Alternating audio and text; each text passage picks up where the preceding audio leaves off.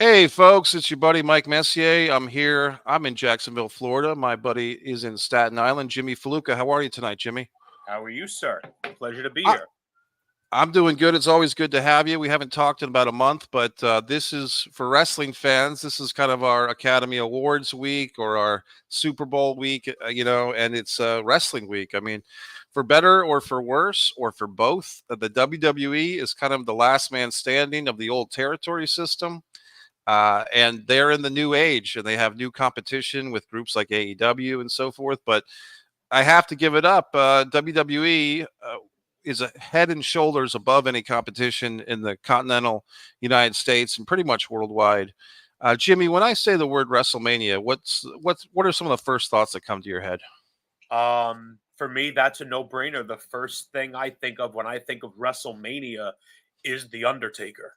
And maybe that's from a biased point of view since he is my favorite. But for so many years, he meant so much to that show. And we're going to get into memories later. But my very first WrestleMania was, in fact, WrestleMania 13 in Rosemount in Chicago when he defeated Psycho Sid and became the WWF champion. That was my first WrestleMania. And while that match wasn't all that spectacular when you go back and watch it, for me to watch my guy become the heavyweight champion on the biggest stage available, it was special for me. Not to mention also earlier that same evening, you had the legendary I Quit match and probably the greatest double turn in history.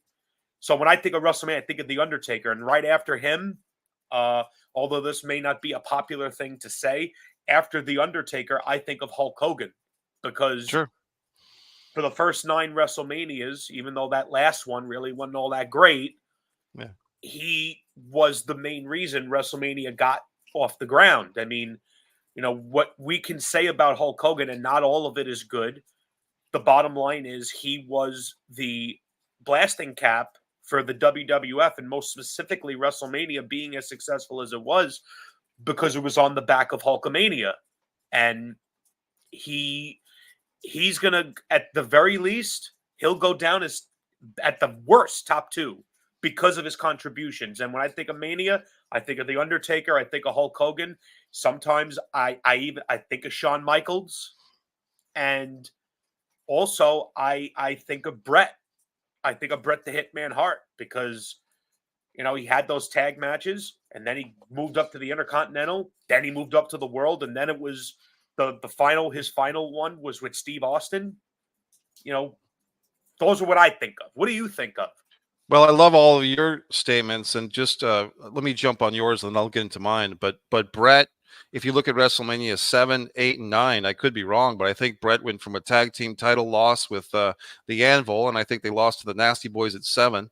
Then at 8, he regained the Intercontinental title for reign number 2 over Piper in a babyface versus babyface match, and then at WrestleMania 9, of course, he lost the world title to Yoko, and then Hogan and everything. So it's just interesting that you mentioned Brett, and he has like this nice little arc of going from tag team guy to intercontinental guy to world heavyweight title guy. And then at 10, if you take it to 10, he's right back in the mix, getting the And title he back wins from in the main Yoko. event. So if you Yeah. really if you were going to play in one of those wrestling games, create a wrestler, you win the tag titles with a trusted partner.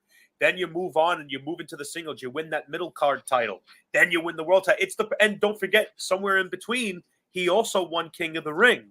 So, like you Yes. said accurately, Brett has a real nice progression.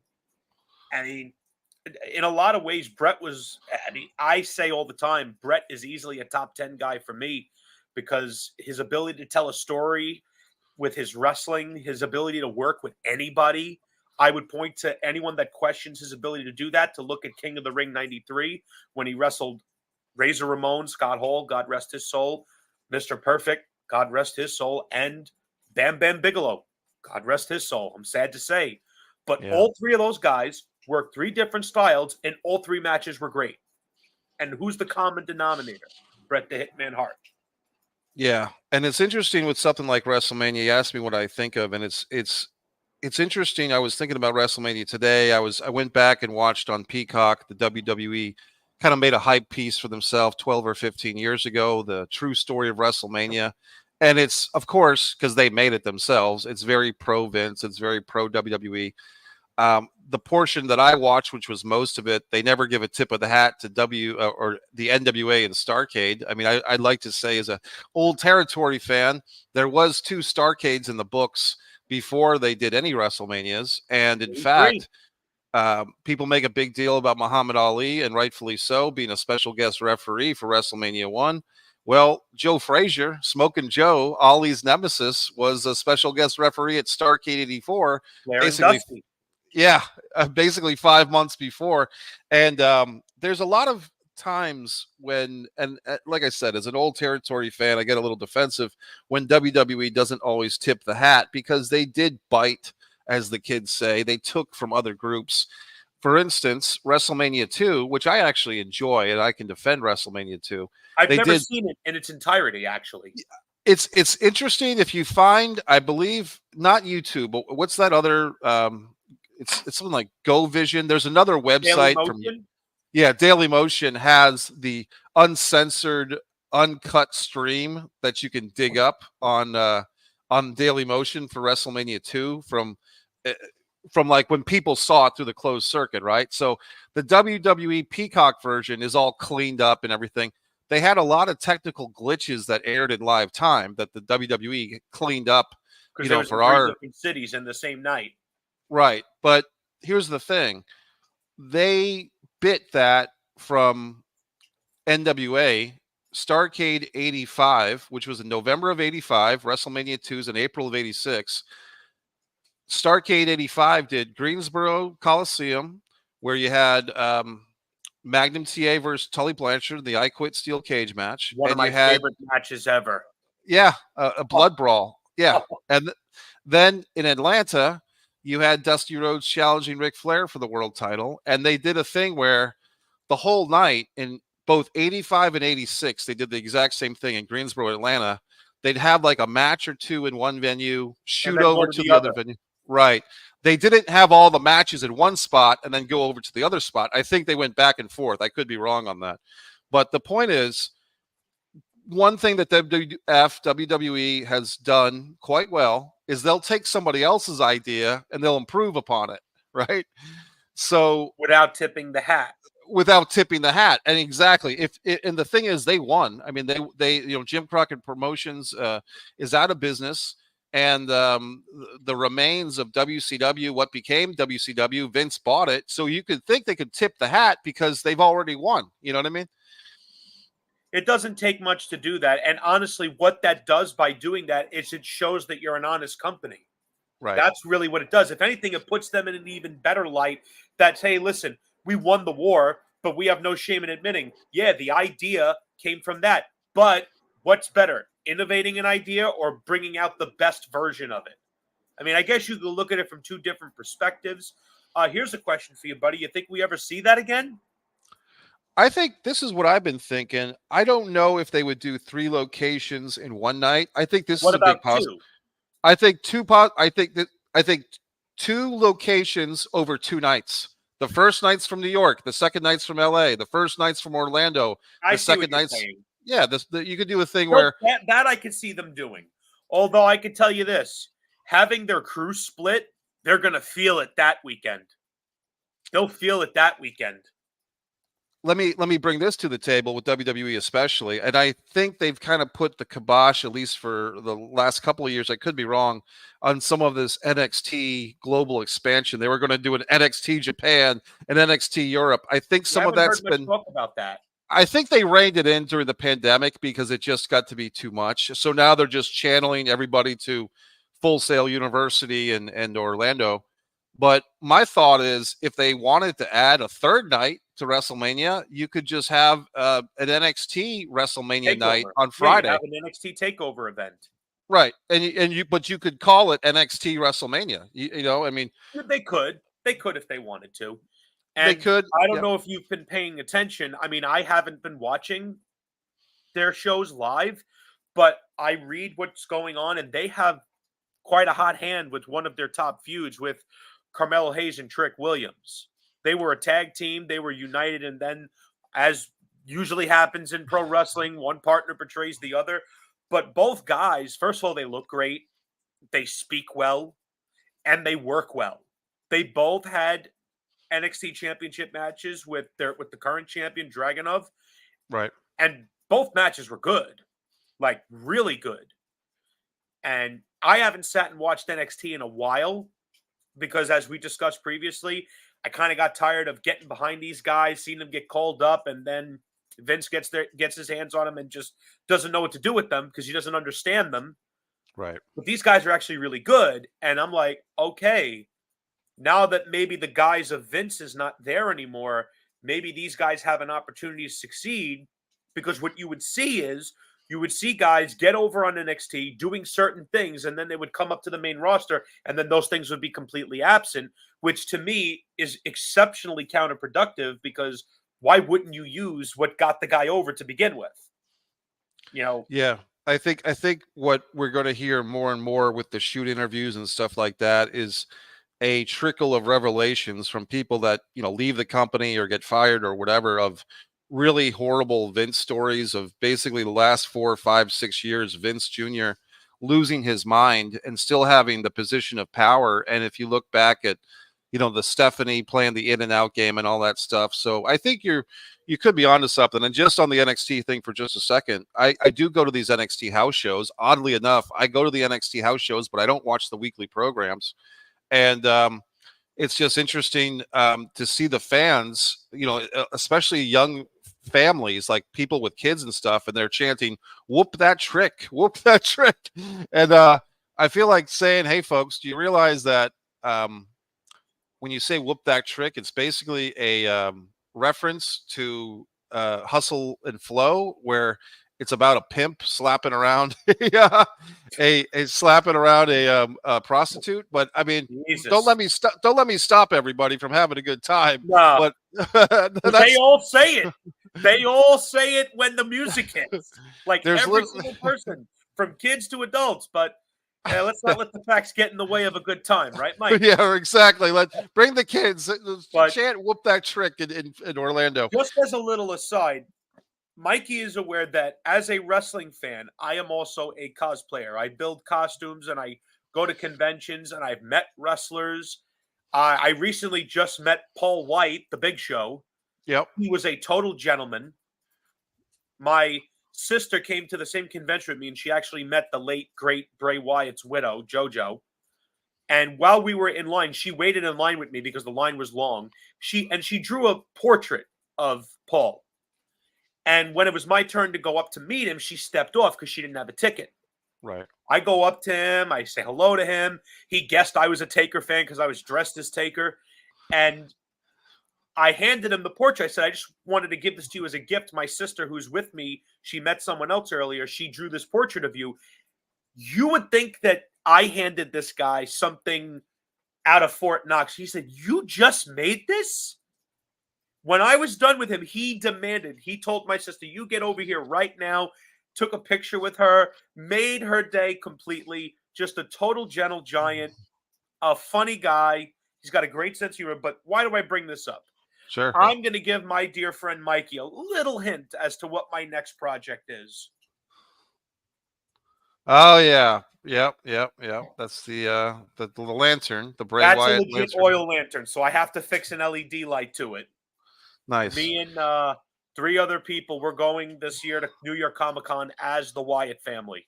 So you got a Brody, you got a Luke I have Harper. a Brody, I have a Rowan, and I have a Strowman.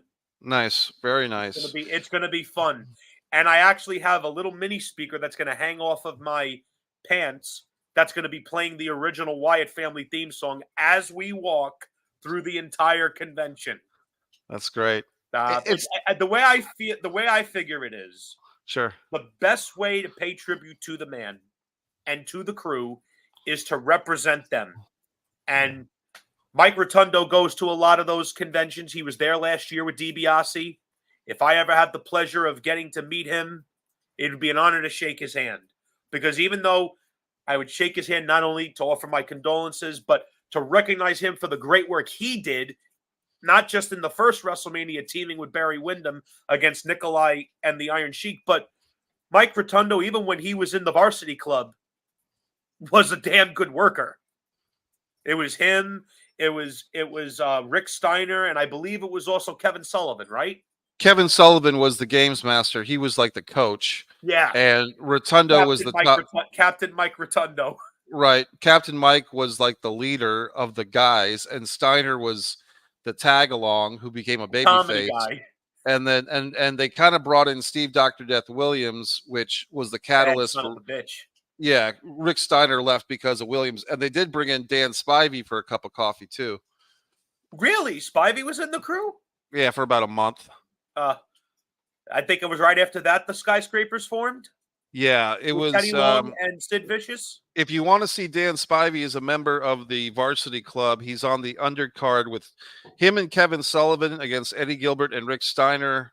I think was actually the last match of the Wrestle War 89 pay-per-view where Flair beat Steamboat to regain the title.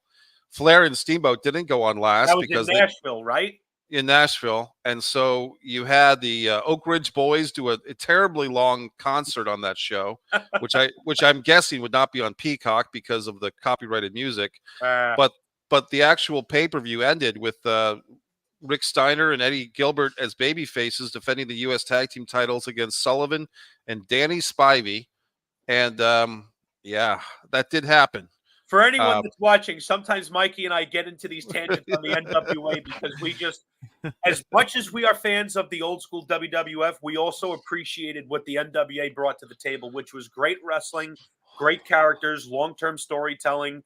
Anyone that was watching those shows, and I unfortunately wasn't alive for some of them, but I made it my business to watch them. So I've seen all three matches that Flair and Steamboat had in '89, which were groundbreaking.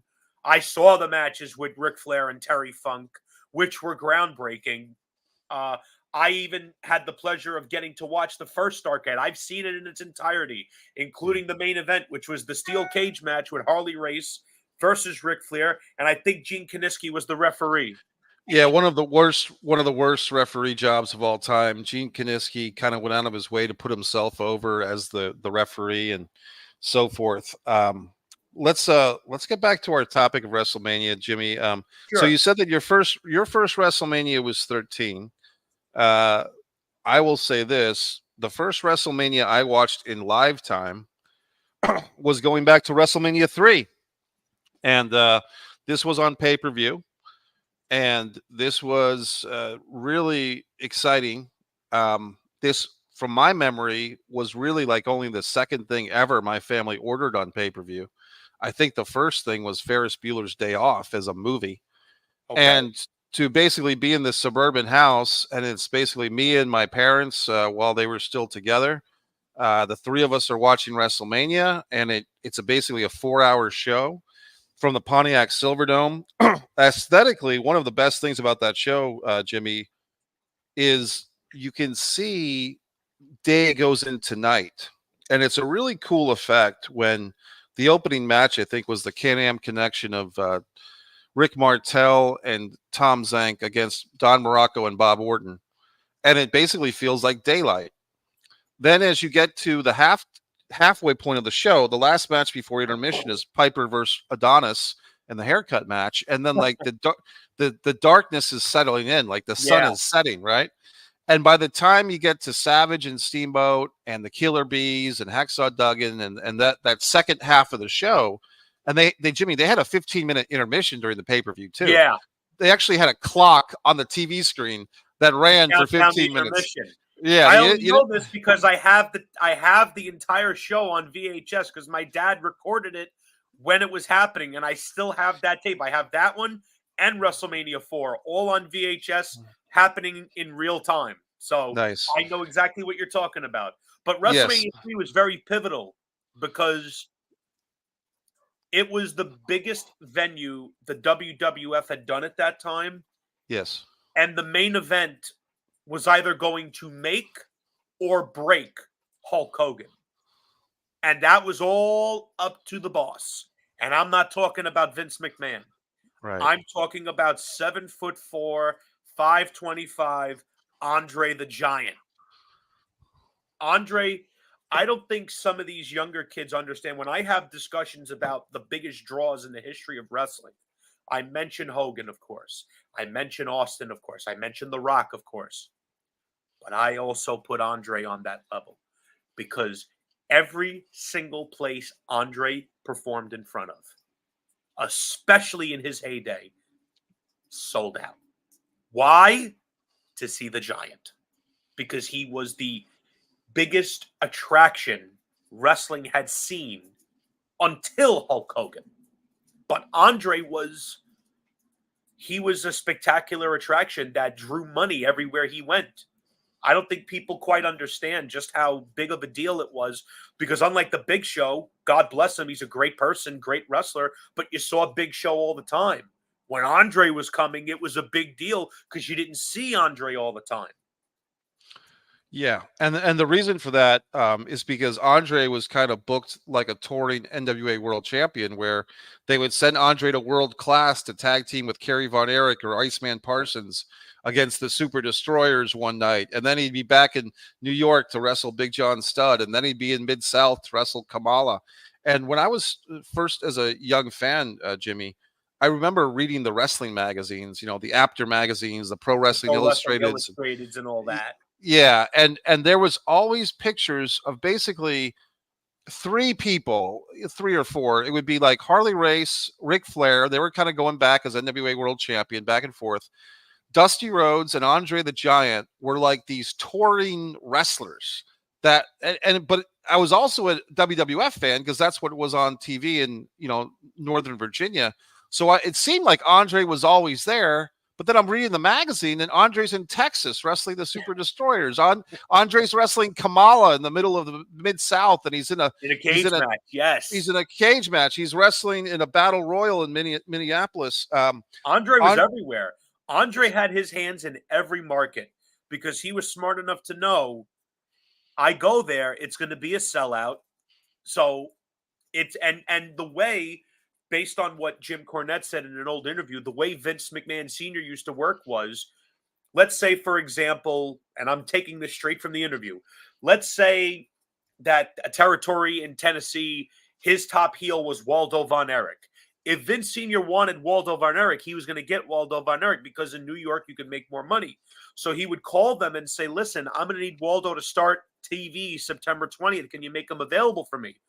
All right, Vince, no problem. Thank you very much. I'm going to give you an extra week of dates on Andre.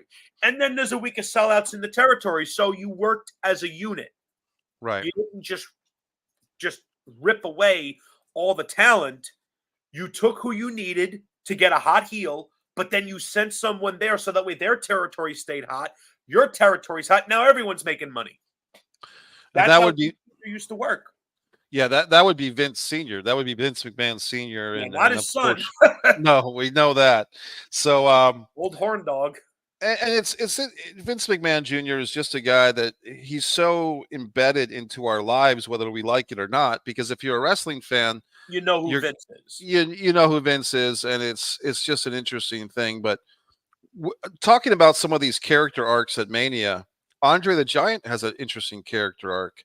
His first WrestleMania against Big John Studd, it's kind of like finally putting some end to this never-ending feud with Big John Studd. The Body Slam Challenge match. Okay, so Andre kind of wins that, and he's not even in the top match or even the second match of the card. That's Hogan and Mr. T and Wendy Richter and Leilani Kai. And then you go to WrestleMania 2, and it kind of feels like WrestleMania 2, Jimmy. The whole battle royal in Chicago with the football players and the wrestlers, and I don't know if you know this, but Bruno Sammartino and Pedro Morales are actually in that WrestleMania 2 battle royal with the football players. Yeah. I did not know that. Yeah. I thought Bruno was gone. Bruno actually wrestled one WrestleMania match. He wrestled at WrestleMania 2 Battle Royal. Him and Pedro Morales are in this thing. And wow. So then Andre wins that Battle Royal. Interestingly enough, the last guy that he eliminated was Bret the Hitman Hart. Bret the Hitman Hart. He threw him right onto Jim Neidhart. Right. So another little seed, another seed of WrestleMania futures is planted with Bret Hart there. And then Andre gets to WrestleMania 3, and it's like, okay, now it's the time for this torch to be passed. Here is one thing that, as a fan at the time, that can still remember this stuff. For a couple of years, there was always this thing with WWF called the big lie, that every year they had to tell you some huge lie and get away with it. So for WrestleMania 3, the big lie, well, I'll give you first the big lie at WrestleMania 1. In the promotion leading up to it, it was, you got to come see this event at closed circuit television, because if you don't watch it on closed circuit TV, you'll never see any of these matches ever. They'll never be on cable television. They'll never be on network television. You have to come the day of the event, March 31st, 1985, find a closed circuit. It's your only chance to see these matches. That was the hook. That was the hook. And basically, by that summer, the whole thing was on VHS videotape for everybody to enjoy. So WrestleMania. What was the big lie for WrestleMania 2? I'm trying to remember what the 2 was. That's a good one. Then let's just get into the lie for 3. Bigger, better, badder. The lie for 3 was Hulk Hogan, for the very first time, Hulk Hogan will be wrestling Andre the Giant for the WWF World Title. Which they wrestled in Shea Stadium and plenty of other times. Right. Which so here's Hulk himself has alluded to that for like 3 years, Andre just kicked his ass every time they wrestled. Yeah. So basically, the way that they worded the sentence is you kind of had an out clause, because you say they could claim, hey, we're just saying they've never wrestled for the WWF World Title before. But in some circumstances, it seemed pretty clear that they were alluding that these two guys have never wrestled each other, period, which they had done, as you said, all over the place. There was a little faux pas at WrestleMania 4, by the way, where the WWF magazine was on the newsstands 2 or 3 days before WrestleMania took place. And they had Randy Savage on the cover of the magazine listed as the new WWF World Heavyweight Champion, Macho Man Randy Savage. And this is, the magazine's on the newsstands 2 or 3 days before WrestleMania 4 takes place. So WrestleMania 4 is one of my favorites, and it's for a very selfish reason. It was the Macho Man show, because Macho had 4 different matches, and while they weren't all spectacular, how could you not get behind that guy? Right.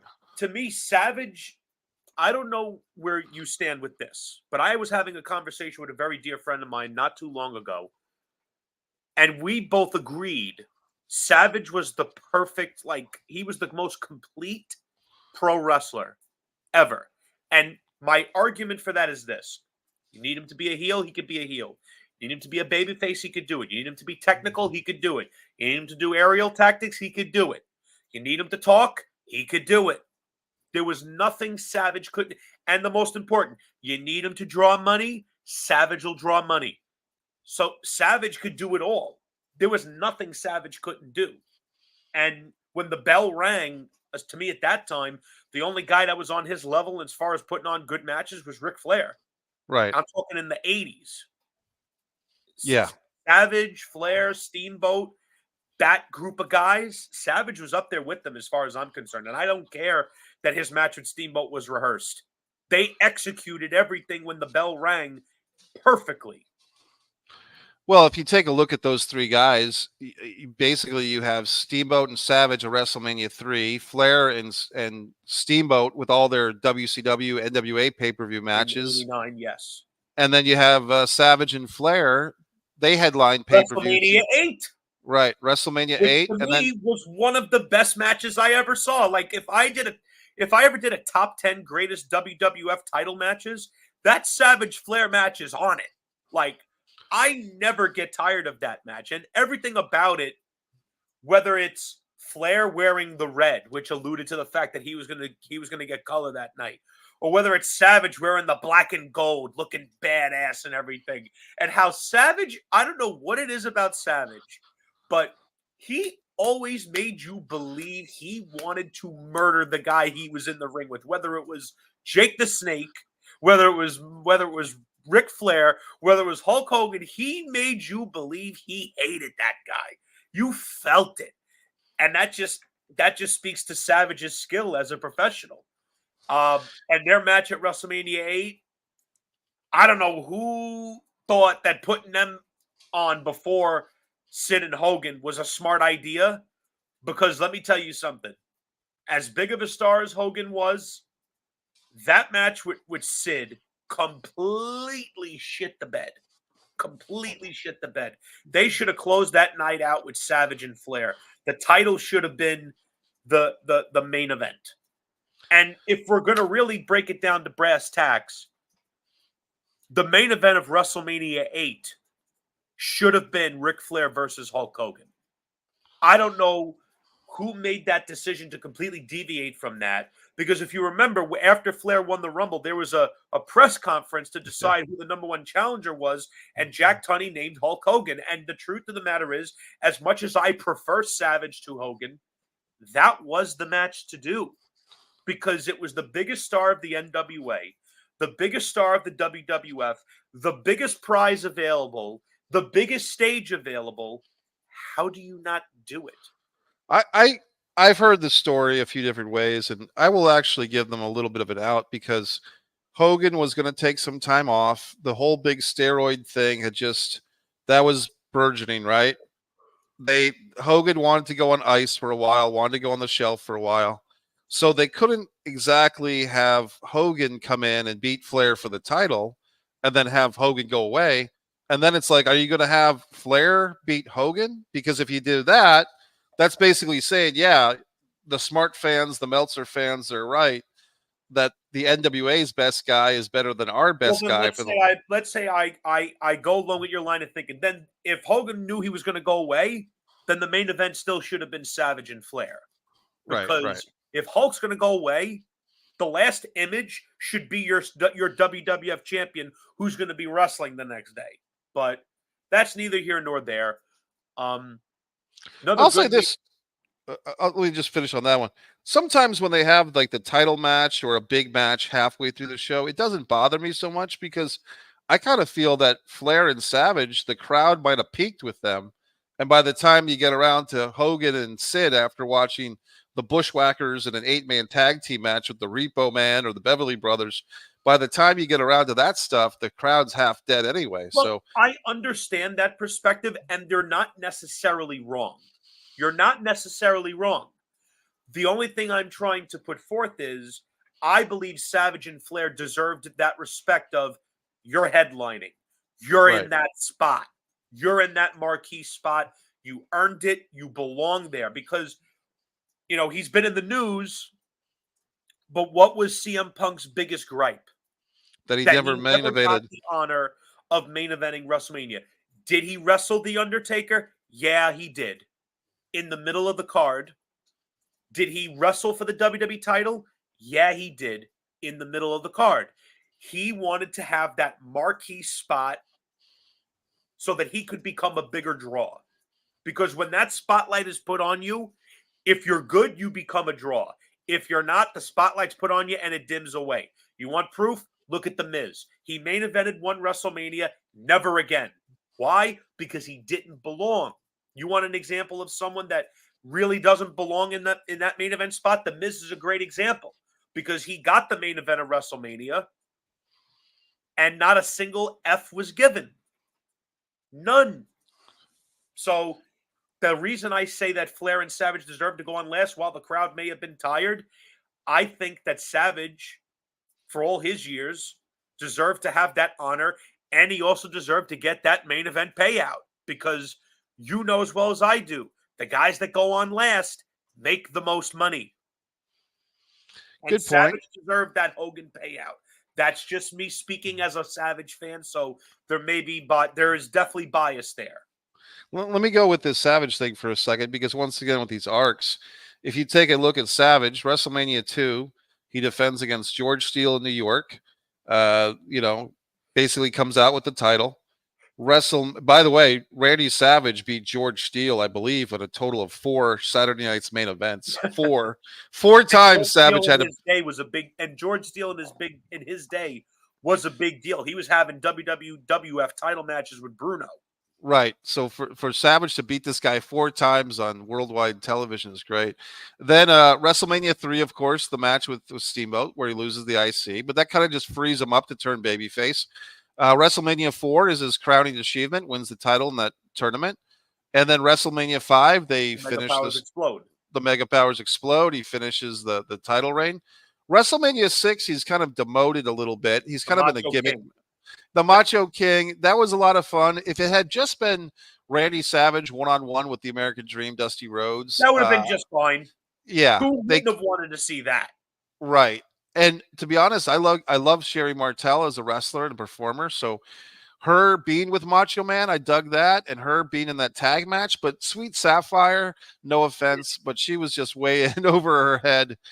And that was actually how they brought Miss Elizabeth back. They brought Miss Yes. Elizabeth back in. And then if you continue this arc, WrestleMania 7, he loses this retirement match to the Ultimate Warrior. And he goes back to babyface. He gets his girl back. He gets Miss Elizabeth back. And then after being put on the shelf because of the retirement match, eventually Jake the Snake and all that good stuff, and he's That's one of brought my back. favorite feuds of all time. Right. Jake and Macho. And I told Jake that to his face. I said, when you smacked Elizabeth and you had Gene Okerlund screaming and yelling at you, Jake started laughing. He looks at me and says, when you can fool the boys, you know you got them. And it's too bad that Savage and Jake didn't line up to have a WrestleMania match. But No, that should have been like a steel cage match at Mania, like a loser leaves town match, because the feud was intense enough to warrant that. It's not like, oh, it's March, let's bring down the cage. No, these two have such a heated rivalry, whether it's Jake crashing their wedding, the snake biting Savage, Jake smacking Elizabeth. Hello, this was tailor made, even though it was 5 years too early. That feud was tailor made for Hell in the Cell. right. Those two Oh yeah. hated each other so badly that they did such terrible things. Well, Jake did terrible things to Savage, and they definitely should have had a Mania match. But the reason the feud was cut short was because Savage's in-laws legitimately believed that Jake hit Elizabeth, and Savage did nothing about it. That's These hilarious. are the times we were in, folks. Savage Yeah. had to end the feud prematurely to save his marriage, which, unfortunately, that didn't happen. Didn't work. Nope, didn't work. And then you got Savage, basically WrestleMania 9. I think he just He did was on commentary. commentary, Right. And sadly. then WrestleMania 10, Had he a has weird that match match with with Crush. Very Crush. weird. Right. So kind of my point is it's kind of interesting, Jimmy, and maybe this is another episode, but Vince McMahon has kind of this weird thing with certain wrestlers. And I've said this before where if a wrestler gets to be too popular or too established, they kind of cut the legs out from under them. Oh, listen, we could sit here all day and talk about, we should have a whole episode just talking about that very subject because, and the only reason I say that is because I asked this question. How many stars in the last 15 to 20 years have we missed out on because of that type of intentional sabotage? And there's really no other way to describe it, Mikey. It's Yeah. intentional sabotage. I held up the lantern earlier. Bray was a victim of that. We mentioned him earlier. Punk was a victim of that. We can get into so many guys. But yeah, Savage, for some strange reason, Vince wanted to keep him on the sidelines, but Savage still had that vigor to still go. And clearly, when he went to WCW, he had great matches with Flair. He had that legendary feud with Diamond Dallas Page. So Right. clearly he had more to contribute. Yeah, he had a whole second half or like even overtime career in WCW. And I But think he felt insulted when Vince tried to sideline him. yeah, he did. He didn't want to be put out to pasture quite yet, and rightfully so. And luckily for him, there was a place called WCW that was looking for him, and he did I great don't know things. if you're aware of this, but he went to Vince with a 2-year plan to retire. He went to him with a plan to wrestle Shawn Michaels at WrestleManias 9 and 10. He would defeat him at the first one, and at WrestleMania 10, Savage says, "I'll put him over and I'll retire." And Vince said no. But it's a good thing he did, because at WrestleMania 10, we got that legendary ladder match with Razor Ramon and Shawn Michaels. And as much as I would have loved to have seen a match between Shawn Michaels and the Macho Man Randy Savage, could you imagine what that match would have looked like? Yeah, that would have been Holy great. mother of God. That would have been Yeah. great. I don't know if I would have been willing to sacrifice that ladder match, though, because that Razor and Shawn match was, it was that good. Yeah, it was. No, it was. It Although was. It the was best match great. that night was Owen and Brett. In my book, That show peaked with the first match. Yeah, WrestleMania 10 is an interesting one. That was the first WrestleMania since 3, actually 8, that I didn't get to see in live time, but I saw quickly thereafter. Let me And ask no you, Undertaker on that show. yeah, WrestleMania 10, no Undertaker, yeah, because he was selling them the injury to Yokozuna. He was selling that he had to take a ride in the casket. Let me ask you this, Jimmy. As far as like when and where you've watched WrestleManias, has it traditionally been with friends, family? It's What been are different since I was a kid. Well, my first WrestleMania was with my father. That was my first WrestleMania. My second WrestleMania, which WrestleMania 14, it was with both my father and my sister because at that time she had become a fan. WrestleMania 15, I really don't remember. WrestleMania 2000 was by myself. I watched it by myself. Matter of fact, if I remember correctly, WrestleMania 2000, there was a show called WrestleMania All Day Long where they chronicled all the WrestleManias. yeah, And yeah, my parents at that time, they decided to get that. I didn't even know that it was even going to be on. My father said, listen, do not touch that VCR. I'm recording something for you. And it was WrestleMania All Day Long, and it was awesome. WrestleMania 17, I watched with my friend Steve, who okay, I used to live next door with them. When Stone Cold Steve Austin turned and joined with Vince, both of us were like, what did we just see? right, I hated it. I hated it because I did not like seeing Stone Cold with Vince. I felt like that was something that should have never happened. And JR put it perfectly. It's like turning John Wayne into a Nazi general. Who's going to buy it? right, WrestleMania 18, I watched in my basement. WrestleMania 19, I don't remember.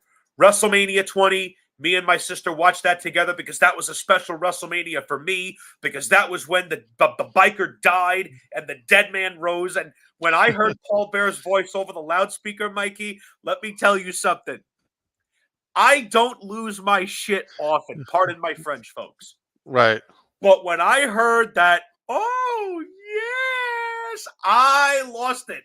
Because as a child, I watched these two come out every week. Tombstone, put them in a body bag, carry them off into the darkness. That was my escape. So when I saw Paul, I said, are we going to see the gray gloves? Are we going to see the boot covers? Are we going to see?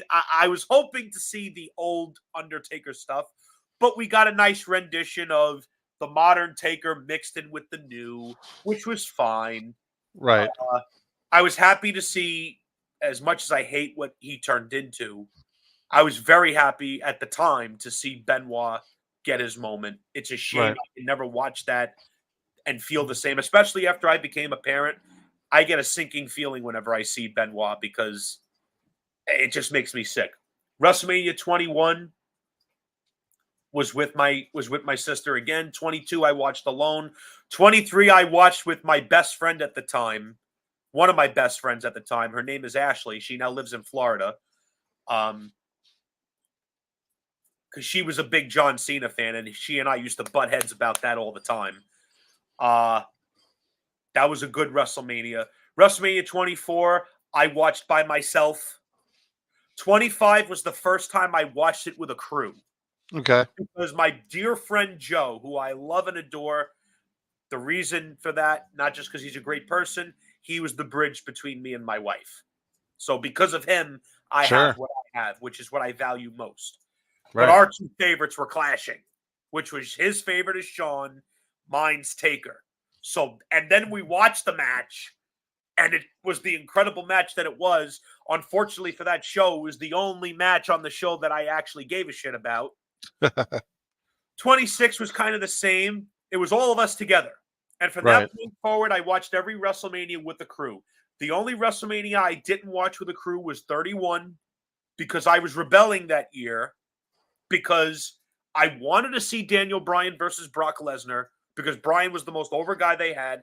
And I desperately wanted to see Taker and Sting. And I was getting neither. I think my hashtag back then was fuck the fans. That was the message they were. We know you want Taker and Sting. You're not getting it. We know you want Bryan. You're not getting it. And that was the beginning of the Roman push. And ever since that, gradually, I started watching less and less and less. I watched 32. It stunk. I watched 33 with my best friend Chris and my friend Joe. And after Roman got the pin on Taker, they ran out of my place because they knew I was not happy. Was the 34, 32 did not 34, I did not watch. okay? 35, I did not watch. Ever? I Okay. watched the pandemic WrestleMania because we were all stuck indoors. So I said, you know what? If this is going to be Taker's last match, let me check it out. Then I watched the year after, the first 2-night WrestleMania. And when I saw The Fiend get beat by Randy Orton in 5 minutes, and what makes me angry is I was cosplayed as The Fiend. I have the whole deal.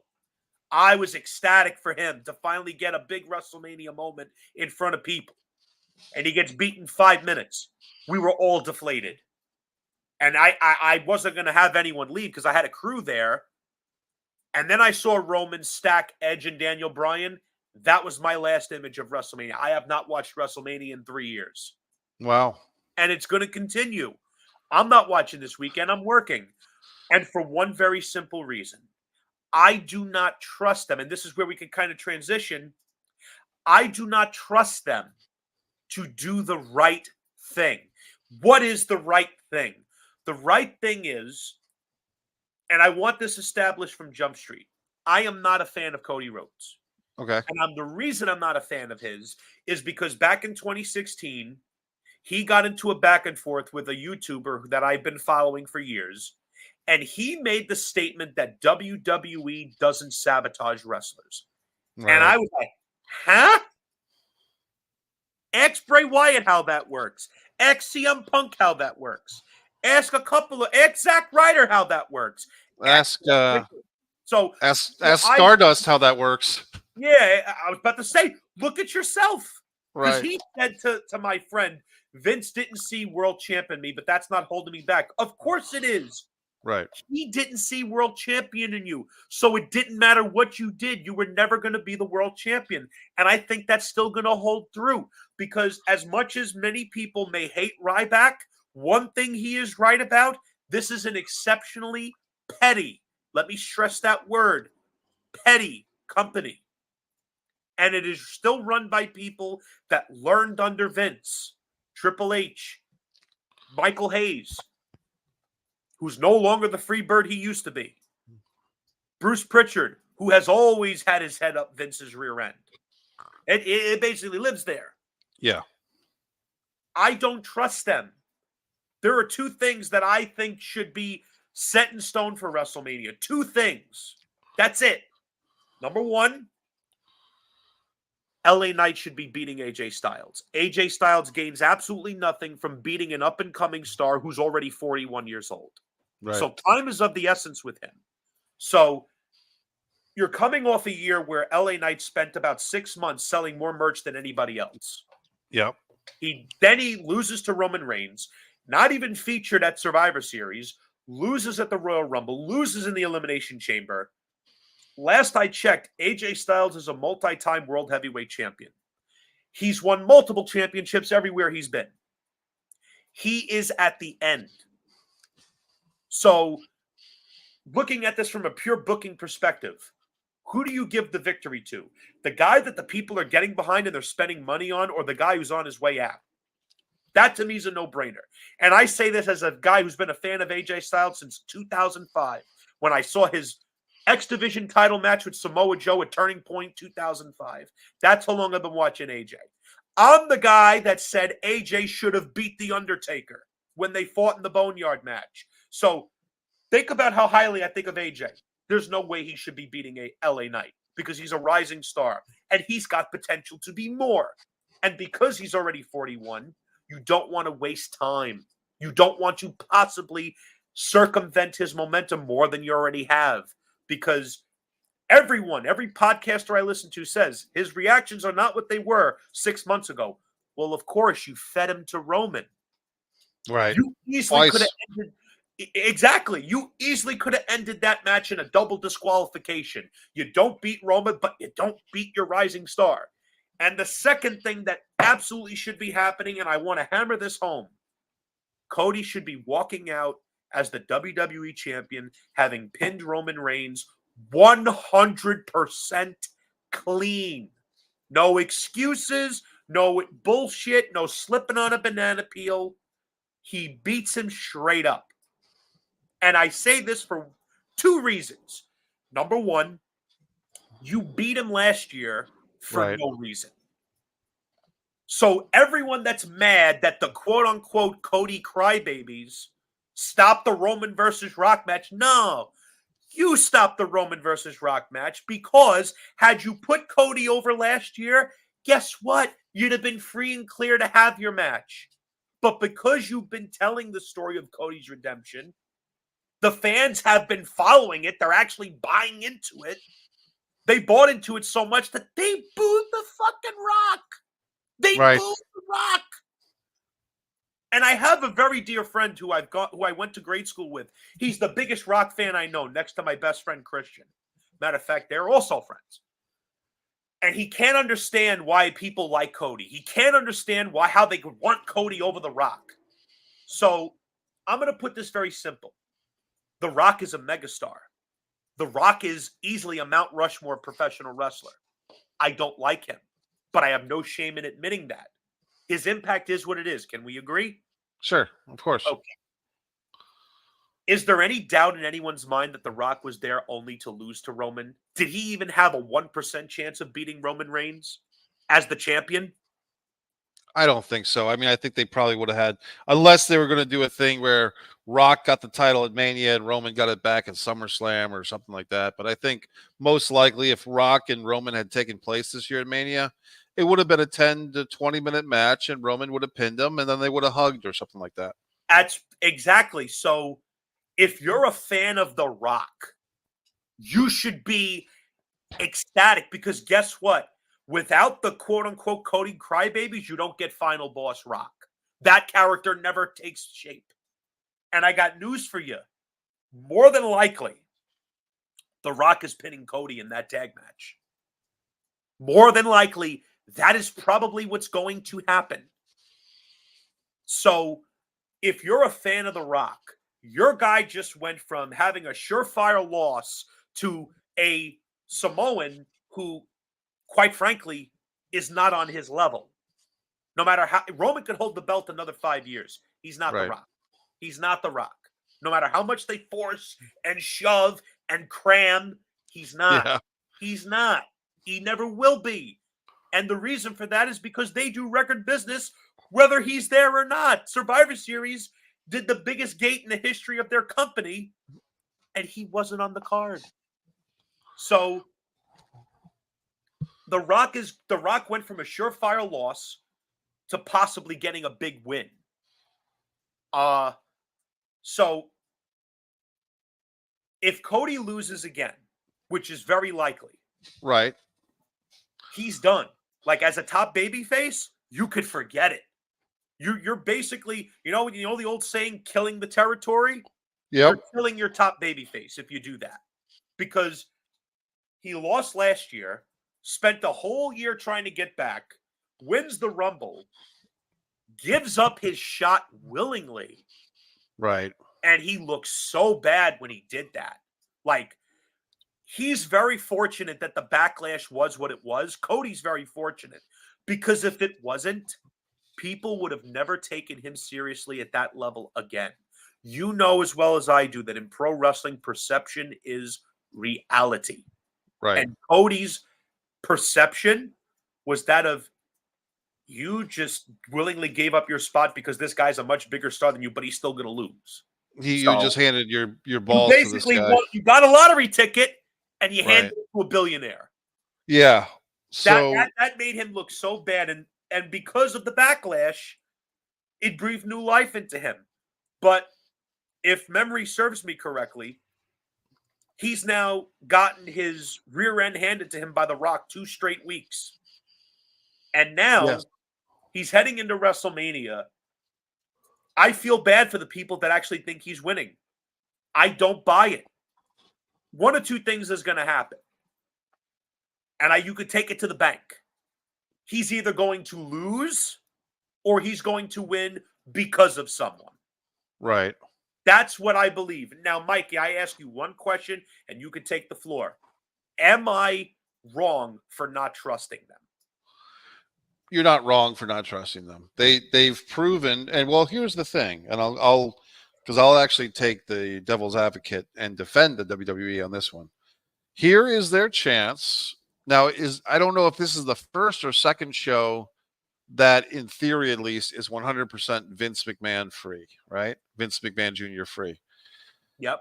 If you've got a new group, Nick Khan, Triple H, The Rock, and whoever else, maybe Heyman, whoever else, are in charge of actually deciding who wins and loses, and if Cody's going to get the belt or Roman's going to keep it, this is their chance to make a statement. And there used to be a thing in wrestling that if there was ever a title, even a regional title that got held up, like the Mid-South title or something like that, and this is kind of why Razor Ramon got the Intercontinental title over Dean Douglas back in 95. The default is you go to a baby face after a vacant title because that makes the fans happy. So even though it's like kind of simplistic thinking, like, okay, we screwed the fans out of Shawn Michaels versus Dean Douglas, but we'll put the belt on Razor. Everybody's kind of happy. I feel like that the WWE 2024 Vince McMahon, Janelle Grant lawsuit up in the air. You've got all these new faces in control, like The Rock, like Nick Khan. In theory, at least, Vince-free decision making. The default might be, let's have a baby face mania. Let's put that nice shiny belt on Cody. And I do believe at one point the plan was for Roman to beat Bruno's record. I'm leaning towards thinking that they're going to change that and put the belt on Cody. And I'm leaning that if they do something like have Sami Zayn beat Gunther, then that would be another case of these are feel-good match results. WrestleMania 2000 that you mentioned earlier, WrestleMania 16 or WrestleMania 2000, where Triple H won the Four Corners match over Mick Foley, the Big Show, and the Rock. That show really ended on a sour note. That was the first time a heel had won a match at Mania in the main event in maybe ever, right? Unless you count Yokozuna and Brett, but most don't because Hogan walked out with it. But right. I get what you're saying. Yeah, they'd always ended on a baby face with the title walking out of there, one way or the other. So when you think of WrestleMania 2000's kind of overlooked, I thought it was actually kind of entertaining, but it ends on a sour note. And I think that with all this stuff, all the headlines, good and bad, the transition, the merger with TKO, now's not the time to put the fans on another year-long adventure with Cody trying to find himself. And he already did that. He did that with Lesnar, 3 matches, all this other stuff that he did. Now is the time for him to win that title. War Games. Right. He's got to win that title, or Jimmy Faluca is correct. They've emasculated him and they've ruined him.